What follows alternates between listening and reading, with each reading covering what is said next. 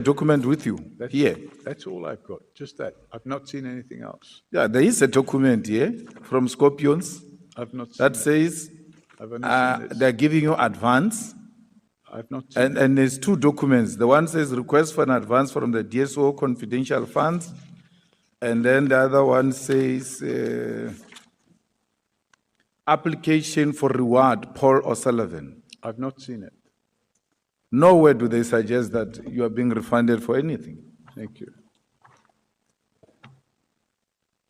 So in a way, you are part of these people who have been benefiting from this slush fund. Chairman, that allegation was made earlier. The slush fund I was talking about was the Crime Intelligence Slush Fund. Any payment that's made by the NPA or the DSO is not being made from the Crime Intelligence Slush Fund. No, it's the same thing, Chief. It's the money that they don't account for. The DSO confidential fund. Oh, I know nothing It's about police. This It's police money. This is the It's first government time, money. It's the public money. This is the first time I'm seeing this document.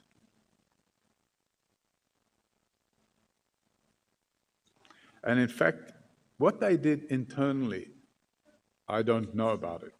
I just know that they made a contribution to some of the massive expenses I'd incurred in respect of investigations that I carried out in relation to the two projects. The one was called Project Coffee, and the other one was called Project Bad Guys.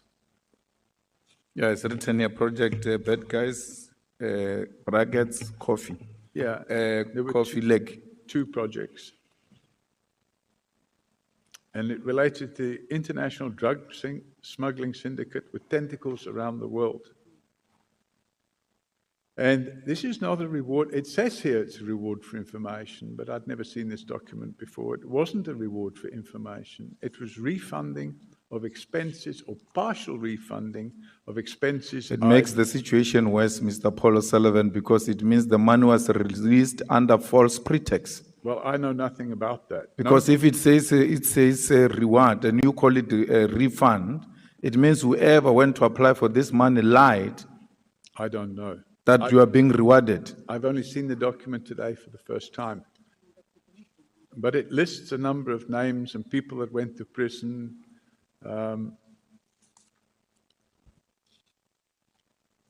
So, yeah, I'm seeing it for the first time today. Okay, let's leave that one. At least we confirm that you have received the money. We're just not finding each other about why you received the money. I just want you to assist the committee in relation to your professional background. So, did you complete O-level or A-level? O-level and one A-level. One A-level. Yeah. What that is equivalent to what in South African terms?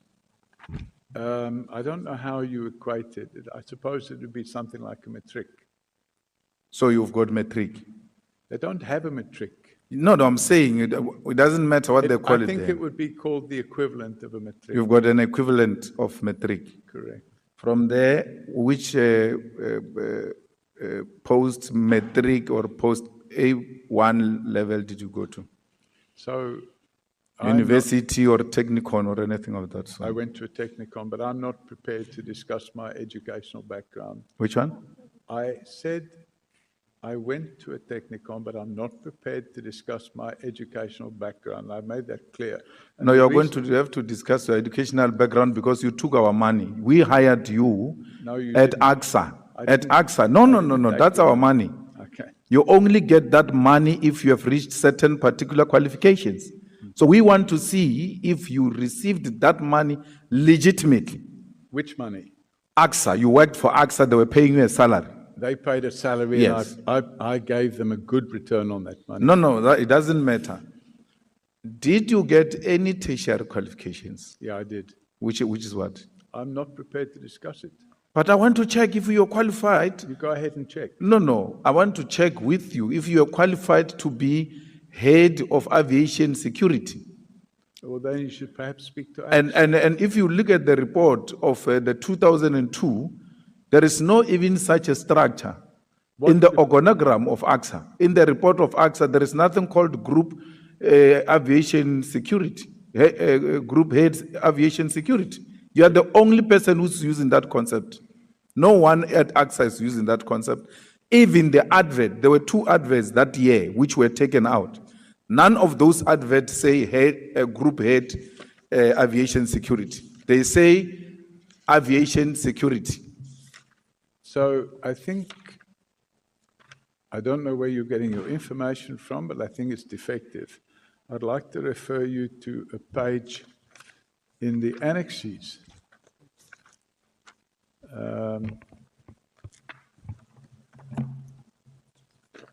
Come to the page number now.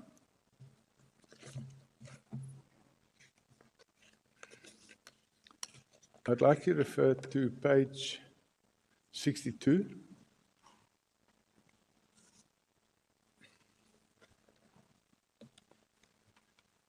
Yeah. And page 63. Yeah.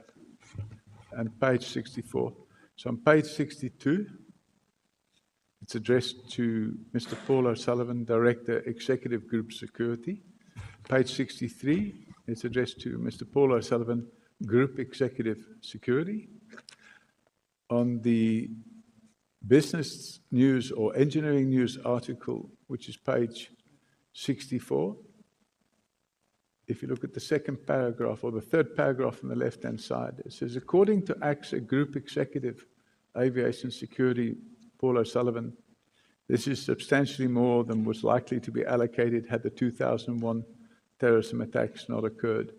And it talks about 150 or 140 million rand budget to improve security.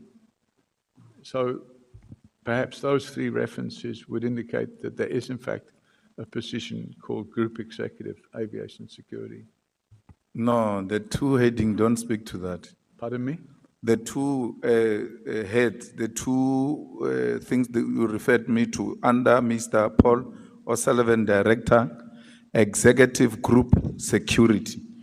That's number 1. Number 2, Mr. Paul O'Sullivan, Group Executive Security. Correct. There is nowhere where they call you Group Head Aviation Security. So my job title was Group Executive Aviation Security. So if you look at the page 64, on the third paragraph on the left-hand side, it says, according to AXA Group Executive Aviation Security, Paul O'Sullivan.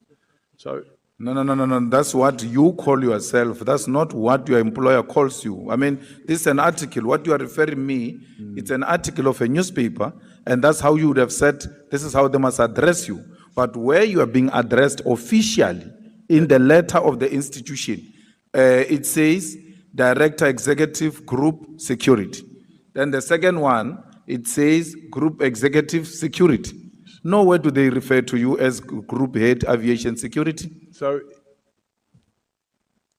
those people wrote what they thought was my position. My position at the time and my contract of employment was Group Executive Aviation Security. No, Mr. Paul, I'm saying to you, even the advert that was advertising that position did not write Group Aviation Security. It wrote Head Security. It's 25 years ago. Yes, then you arrived there and gave yourself a title that is non-existent. No, that's not Because true. it's not there in the organogram of the institution. There's no such a position. In their report, if you go and read their 2001 annual report, which will probably be published in 2002, if you go and check that report, you will realize that there's no such a position in that structure. Chairman, But let's pass that. I'm just making the point that I was employed at AXA and I was employed in the position of Group Executive Aviation Security. But say, I'm going to have a problem because you cannot refuse to tell me what are your tertiary qualifications, yet you occupy a head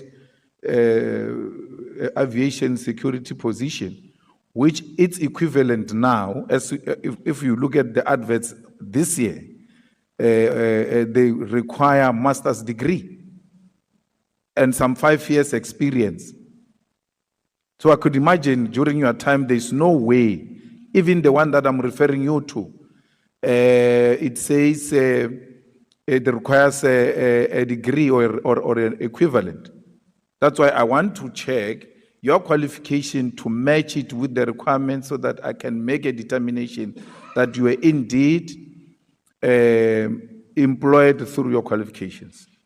And am I correct in thinking, Chairman, that that's in the terms of reference of this committee, to look into the qualifications of a civilian that has nothing to do with it? It has got everything to do with We're it. going back, no. We're going back more than 20 years. Okay, and my qualifications were obtained 40 years ago. So I am not going to get into a debate. I have rights, and my rights include the right to privacy. And you would know from the Constitution. And my right to privacy, I will maintain. And you can dig into my right to privacy if you want. I'm here voluntarily, and I'm not going to submit myself to providing information which I believe you're not entitled to. So you can repeatedly ask for it, and you can make all the assertions you wish, but I'm not supplying you. You know why you're making this a big issue is because you lied yesterday and told us about a technicon that is non-existent. Oh, really? Okay. It's not there. You did. You told us that you went to some Manchester engineer or something. The chair can confirm that. Okay. You said that yesterday that you went to Manchester Technicon or something, and then when we went to research that institution, you said you went to a training in engineering. Yeah. We did not find such an institution existing. Yeah. Okay. So, Mr. Paul O'Sullivan, you occupied a senior position without qualifying because you had infiltrated the system. If you believe that. And part of our investigation, the reason why we go to qualifications is we want to demonstrate that these people they don't have the necessary skills, yet they occupy strategic positions because of their proximity in the police. To those, not in the police. But aren't we supposed to be looking, Chairman,